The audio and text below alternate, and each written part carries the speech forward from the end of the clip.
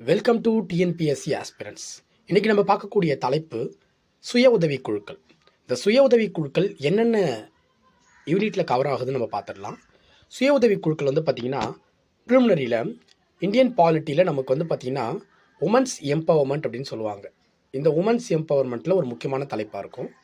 So Tamil syllabus கீழே இருக்குது, நீங்கள் அப்படியே தமிழில் பார்த்துக்குங்க. குரூப் 2A மெயின்ஸ் படிக்கிறவங்களுக்கு சுய உதவி குழுக்கள் அப்படின்னு நமக்கு மென்ஷன் பண்ணி கொடுத்துருப்பாங்க. செல்ஃப் ஹெல்ப் குரூப்ஸ்னே கொடுத்துருப்பாங்க.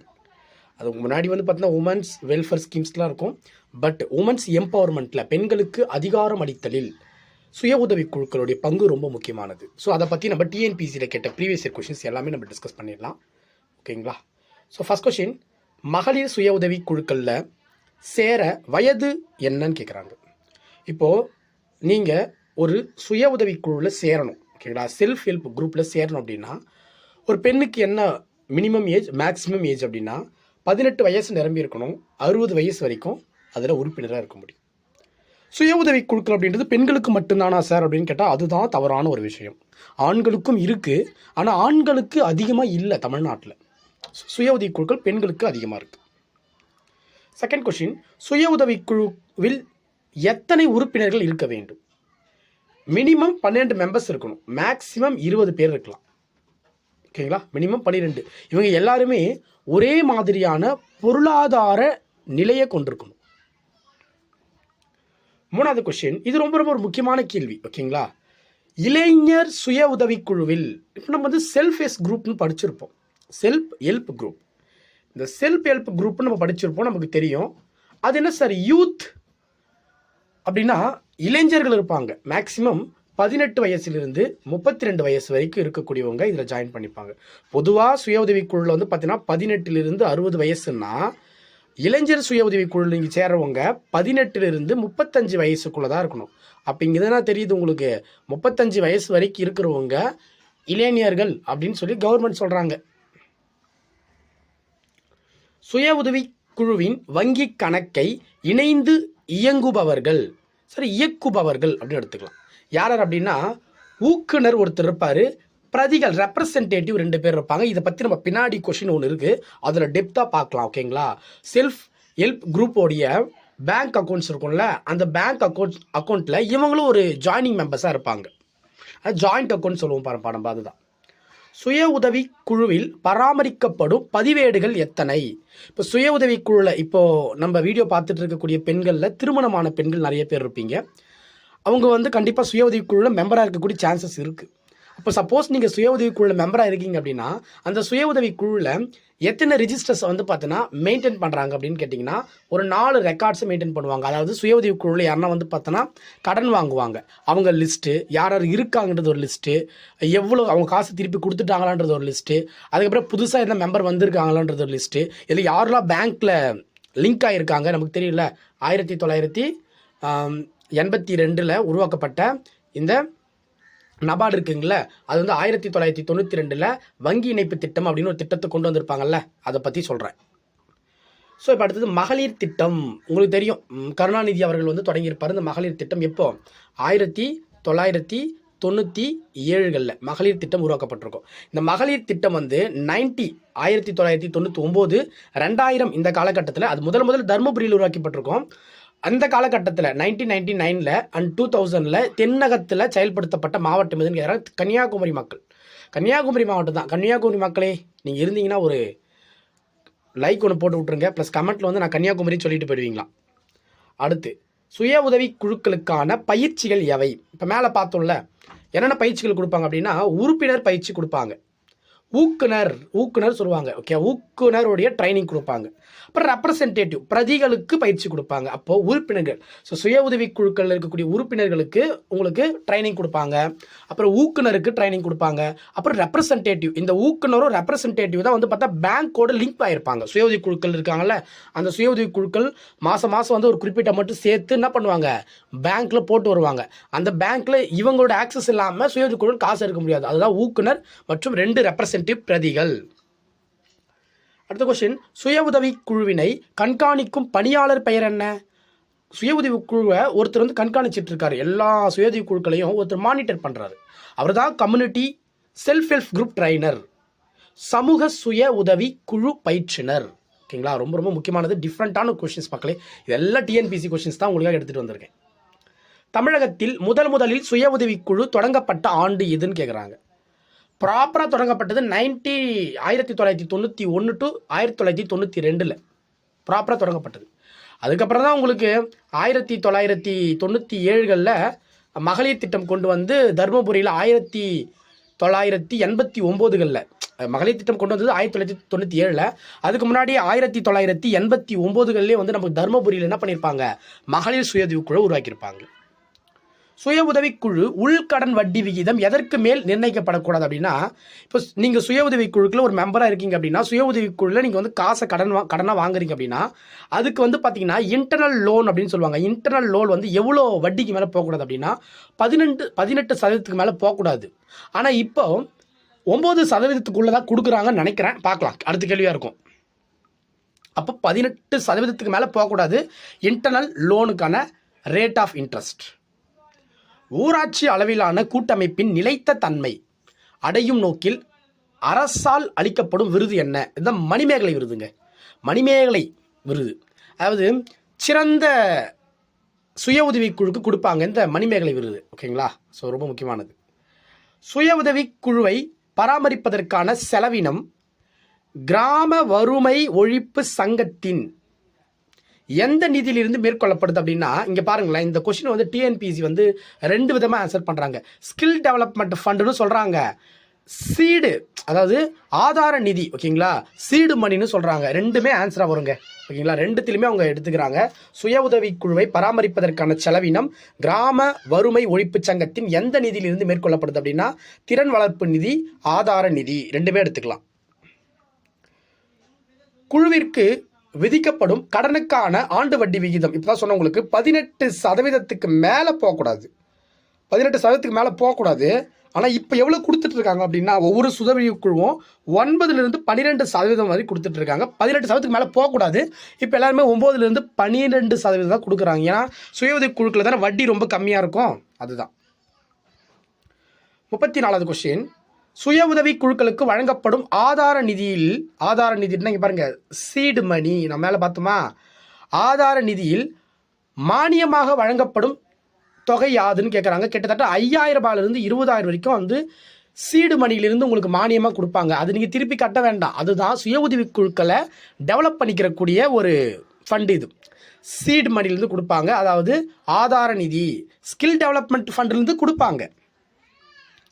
சுய உதவி குழு கடன் சுழற்சிக்கு பார்க்க வேண்டிய பதிவேடு எதுன்னு கேட்குறாங்க. இது வந்து ஜெனரல் லீடட் அப்படின்னு சொல்லுவாங்க. ஓகேங்களா, பொது பேரேடு. ஓகேங்களா, பொது பேரேடு இது வந்து பார்க்கணும். சுய உதவி குழு கடன் சுழற்சிக்கு பார்க்க வேண்டிய பதிவேடு என்ன?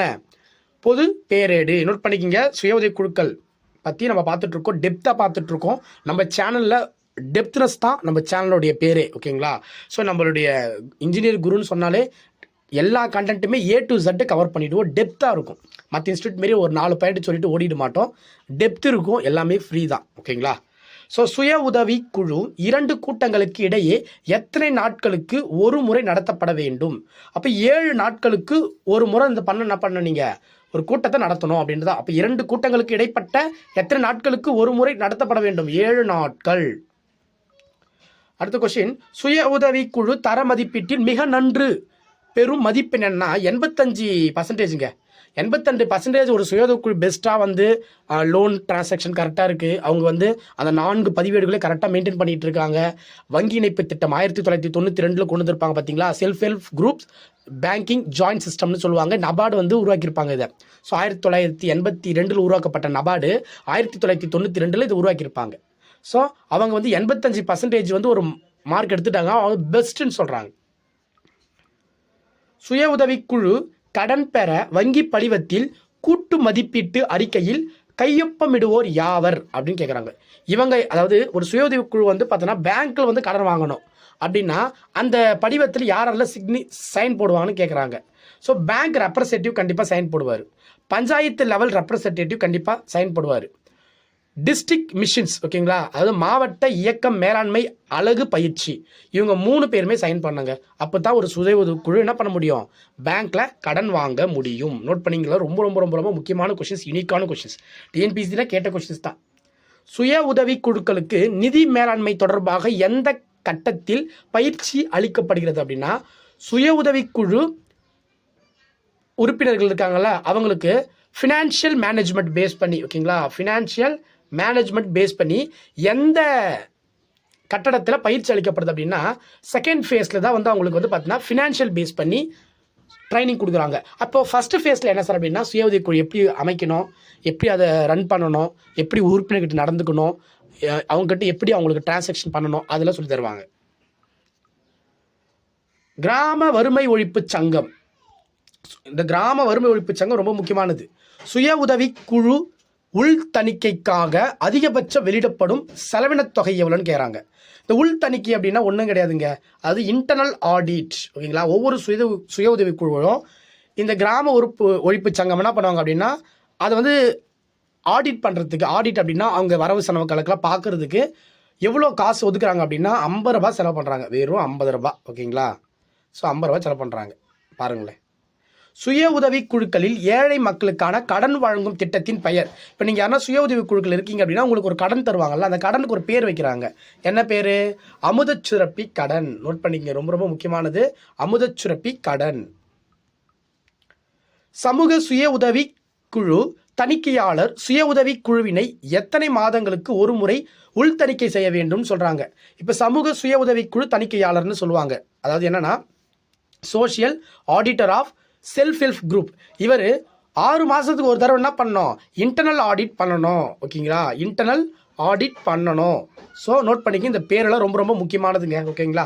சுய உதவி குழு பயிற்றுனருக்கான ஆய்வுக் கூட்டம் எத்தனை நாட்களுக்கு ஒரு முறை நடத்தப்பட வேண்டும் அப்படின்னா, சுய உதவி குழு பயிற்றுனர், ஓகேவா, சுய உதவி குழு ட்ரைனர் பண்ணுறாருல்ல, அவருக்கான ஆய்வுக் கூட்டம் எத்தனை நாட்களுக்கு ஒரு முறை நடத்தணும், 15 டேஸ்க்கு ஒரு தடவை என்ன பண்ணணும், நடத்த வேண்டும். 15 டேஸ்க்கு ட்ரைனிங் கூட்டம். நோட் பண்ணிக்கோங்க, ஓகேங்களா, மீட்டிங்ஸ்.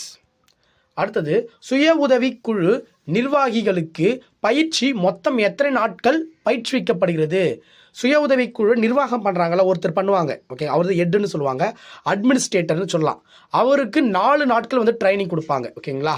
இவ்வளோ டேட்டாஸ் இருக்குது சுய உதவி குழுக்களை. நீங்கள் வெளியே எங்கே புக்குன்னு எடுத்திங்கன்னா இந்த அளவுக்கு நம்ம கொடுத்த அளவுக்கு யாருமே கொடுக்க மாட்டாங்க. அது உண்மையாக இருந்தால் நீங்கள் கமெண்ட்டில் வந்து ஆமான்னு போட்டு போங்க. சுய உதவி குழுக்களுக்கான கணக்காளர் பயிற்சி மொத்தம் எத்தனை மாதங்களுக்கு நடத்தப்படும்.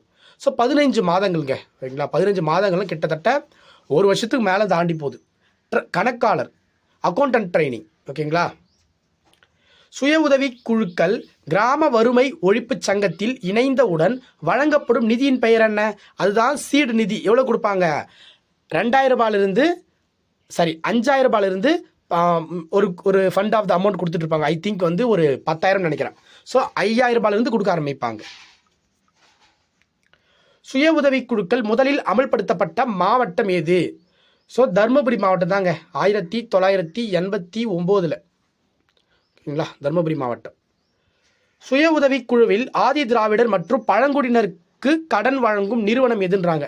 தாட்கோ தான் வழங்குவாங்க. தாட்கோ எப்போ உருவாக்குனாங்க? 1974 உருவாக்கப்பட்ட தாட்கோ. ஸோ இவங்க தான் வந்து பார்த்தோன்னா SC ST கேண்டிடேட்டுக்கு சுய உதவி குழுக்கள் மூலம் என்ன பண்ணுவாங்க, கடன் வழங்குவாங்க. சுய உதவி குழு கூட்டத்தில் பங்கேற்க வேண்டிய குறைந்தபட்ச நபர்களின் எண்ணிக்கை எவ்வளவுன்றாங்க? குறைந்தபட்ச நபர்கள்லாம் கிடையாது, குழுவில் இருக்கிற எல்லாருமே வரணும், வந்தால் மட்டும்தான் அந்த கூட்டத்தை ஆரம்பிப்பாங்க, எல்லாம் ஆரம்பிக்க மாட்டாங்க. ஆனால் அது உண்மையாக இப்படி தான் பண்ணுறாங்களா கேட்டால் 4 பேர் வருவாங்க, 4 பேர் வரமாட்டாங்க, அப்படின்னு நடத்திட்டு தான் இருக்காங்க எல்லா இடத்துலையும். சுய உதவி குழுவில் குறைந்தபட்சம் எத்தனை மகளிர் உறுப்பினராக இருக்க வேண்டும்? மினிமம் 12ங்க, மேக்சிமம் 20ங்க. சுய உதவி குழு சமூக தணிக்கையாளர் எத்தனை ஆண்டுகளுக்கு சுய உதவி குழு பதிவேடுகள் பராமரித்த அனுபவம் உள்ளவராக இருக்க வேண்டும்? இப்போ நீங்கள் பார்த்தீங்க அப்படின்னா, இந்த social auditor of self help குரூப்னுவாங்க, ஷார்ட்டாக SHGன்னு சொல்லுவாங்க. இவருக்கு ஒரு 3 வருஷம் எக்ஸ்பீரியன்ஸ் இருந்தால் மட்டும்தான் இவர் என்ன பண்ணுவார், அது அனுபவம் இருக்கணும், ஒரு 3 இயர்ஸ் எக்ஸ்பீரியன்ஸ் இருக்கணும். அப்போ தான் வந்து அவருக்கு வந்து சுய உதவி குழு பதிவேட்டுகளை பராமரித்த எக்ஸ்பீரியன்ஸ் இருக்கணும். அப்படி இருந்தால் தான் அவர் வந்து சுய உதவிக்குழு சமூக தணிக்கையாளராக ப்ரமோட் ஆகுவார் அப்படின்னு சொல்லக்கூடியது தான். ஸோ இது புது டாபிக். இந்த கொஷின்ஸ்லாம் நீங்கள் புதுசாக பார்ப்பீங்க. ஸோ கண்டுவே திரும்ப திரும்ப எடுத்து பாருங்கள் வீடியோவை. திரும்ப திரும்ப பார்க்கும்போது உங்களுக்கு கண்டிப்பாக நல்லாவே தெளிவாக 100% புரிஞ்சிடும். ஓகேங்களா? ஸோ அடுத்தது முக்கியமாக நம்மளுடைய சேனலுங்க. ஓகேங்களா? ஸோ இன்ஜினியர் குரு இப்போ தான் நம்ம புதுசாக ஸ்டார்ட் அப் பண்ணியிருக்கோம். ஸோ நம்ம சேனலுக்கு தயவு செஞ்சு உங்களுடைய ஆதரவை கொடுங்க. எவ்ரிடே ஓகேங்களா, எவ்ரிடே நியூ வீடியோ உங்களுக்காக வந்துடும். நம்ம சேனலை மறக்காமல் சப்ஸ்கிரைப் பண்ணிவிடுங்க. நம்ம முழுக்க முழுக்க டிஎன்பிசி பேஸ் மட்டும் தான் நடத்துகிறோம். SSC, RRB, SI and railways இந்தமாரி எக்ஸாம்ஸ்க்கு நம்ம நடத்துறது கிடையாது. Only for TNPSC. So TNPSC தான் நம்மளோட லைஃப், லவ், சோல் அப்படின்ட்டு நன்றி சொல்லி உங்களுடன் விடை பெறுகிறேன். அடுத்த வீடியோவில் உங்களை சந்திப்போம். மறக்காமல் எல்லாரும் லைக் பண்ணிவிடுங்க, மறக்காமல் சப்ஸ்கிரைப் பண்ணிவிடுங்க, மறக்காமல் பெல் பட்டனையும் ப்ரெஸ் பண்ணிவிட்டு கமெண்ட் ஒன்று போட்டு போங்க. அதுதான் எனக்கு ஒரு மோட்டிவேஷனாக இருக்கும்.